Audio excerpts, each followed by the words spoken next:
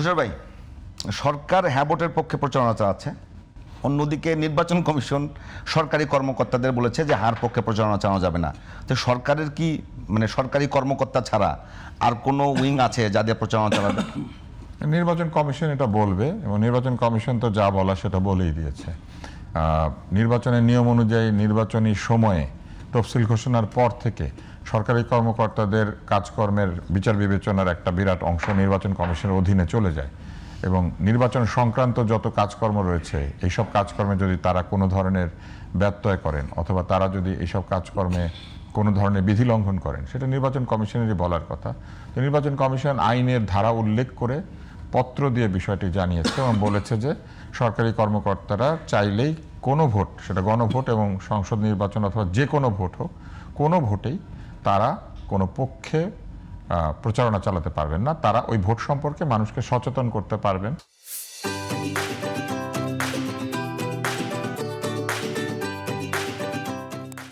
Vote দিতে আসতে বলতে পারবেন, ভোটের দিন যে আচরণ করবে তারা সে আচরণ নিয়ে কথা বলতে পারবেন, শান্তি রক্ষা করা, লাইনে দাঁড়ানো, ব্যালট পত্র ভাঁজ করা বা কিভাবে সিল দিতে হবে, এই বিষয়গুলি নিয়ে তারা যত ইচ্ছা প্রচারণা চালাতে পারবেন। কিন্তু তারা বলে দিতে পারবেন না যে ভোটটা তিনি আপনাকে দিবেন নাকি ওনাকে দিবেন, অথবা তারা বলতে পারবেন না যে হ্যাঁ কে দেন না কে দেন। তারা বলবেন হ্যাঁ না ভোট হচ্ছে, আপনি এসে স্বাধীনভাবে আপনি যেদিকে ভোট দিতে চান সেদিকে ভোট দেন। তো এই বিষয়টাই নির্বাচন কমিশন জানিয়েছে যে তারা কারো পক্ষে প্রচারণা চালাতে পারবে না, কোনো পক্ষে। কিন্তু সরকার তো এখন পর্যন্ত চালাচ্ছে। সরকারকে জবাবদিহি করতে হবে নির্বাচন কমিশনের কাছে। এই জন্যই তো আমি বলেছি এই সরকার তো গণতান্ত্রিক সরকার না। আচ্ছা, গণভোটের যে 4টা বিষয় নিয়ে গণভোটের কথা চলছে, তার মধ্যে সেই বিষয়গুলো অনেকে বলেছে যে গণভোটের বিষয়টা নিয়ে সরকার যদি বেশি ক্যাম্পেইন করতো, মানুষকে বুঝিয়ে বলতো, তাহলে গণভোটটা মানুষ বুঝতো, বিচার করতে পারতো। কিন্তু এখন পর্যন্ত ধোঁয়াশা আছে। এই ধোঁয়াশার মধ্য দিয়ে যদি কোনো কারণে হ্যাঁ পাশ করে তখন কি হবে, না পাশ করলে আপনি কি হতে পারে বলে মনে করেন? গণভোটে না পাশ করলেও কিন্তু আমি এইখানে কোনো বিপদ দেখি না। কেন দেখি না? কারণ জুলাই সনদে বাংলাদেশের অধিকাংশ দল স্বাক্ষর করেছে যারা এই নির্বাচনে অংশ নিচ্ছে।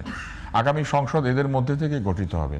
তারা যেহেতু জুলাই সনদে স্বাক্ষর করেছেন এবং এই বিষয়ে ঐকমত্যে এসেছেন, তারা তাদের প্রতিশ্রুতি অনুযায়ী এই জুলাই সনদ বাস্তবায়িত করতে এক ধরনের নৈতিকভাবে অঙ্গীকার করেছেন। এই নৈতিক অঙ্গীকারকে আরও দায়বদ্ধ করার জন্য আসলে গণভোটটা করা হচ্ছে।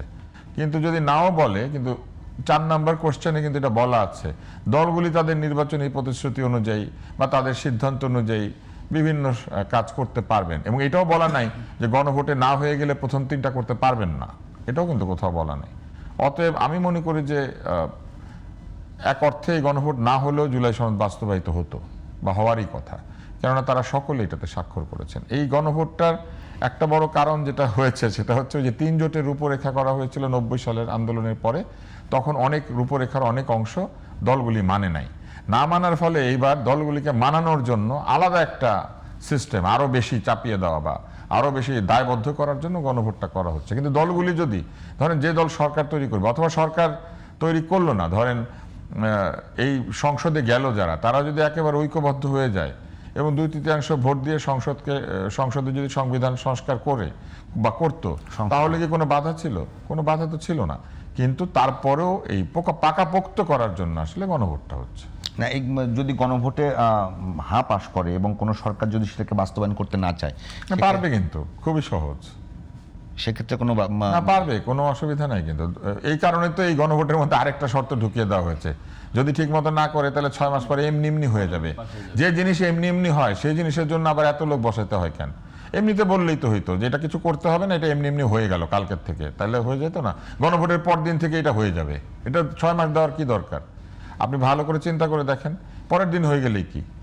এটা কেন 6 মাস সময় নষ্ট করার জন্য তাদেরকে দিল যে তারা ওইখানে ঝগড়াঝাটি করবে, একমত হতে পারবে না। 6 মাস পরে যদি তারা একমত হতে না পারে তাহলে এমনি এমনি হয়ে যাবে।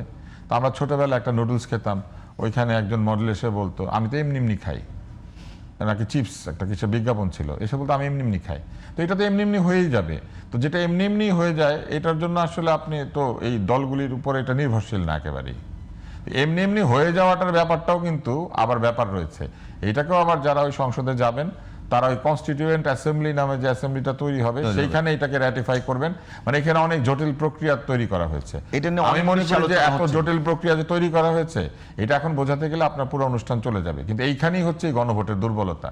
এই গণভোটের পরে কি ঘটবে, কিভাবে কোন অ্যাসেম্বলি হবে, কনস্টিটিউয়েন্ট অ্যাসেম্বলি জনগণ বোঝে কিনা, কনস্টিটিউয়েন্ট অ্যাসেম্বলি 6 মাস পরে এটা নিজে নিজেই রহিত হয়ে যাবে, হয়ে গেলে এই কনস্টিটিউয়েন্ট অ্যাসেম্বলিতে আলোচনায় যদি কেউ ঐকমত্যে নাও আসে তারপরেও যা হবার তা হয়ে যাবে। মানে ব্যাপারটা আপনি বুঝতে পেরেছেন? এই বিষয়গুলি নিয়ে মানুষ বোঝে না, এবং মানুষ যে বোঝে না এইটার বিষয়ে দরকার ছিল সরকারের টাকা পয়সা খরচ করে মানুষকে বোঝানো যে এটা হলে পরে কি হবে। তখন মানুষ জেনে বুঝে হ্যাঁ দিত অথবা জেনে বুঝে না দিত। কিন্তু এখন যেটা হয়েছে, যারা হ্যাঁ দিবে তারাও প্রচারণার কারণে হ্যাঁ দিবে, যারা না দিবে তারাও প্রচারণার কারণে না দিবে।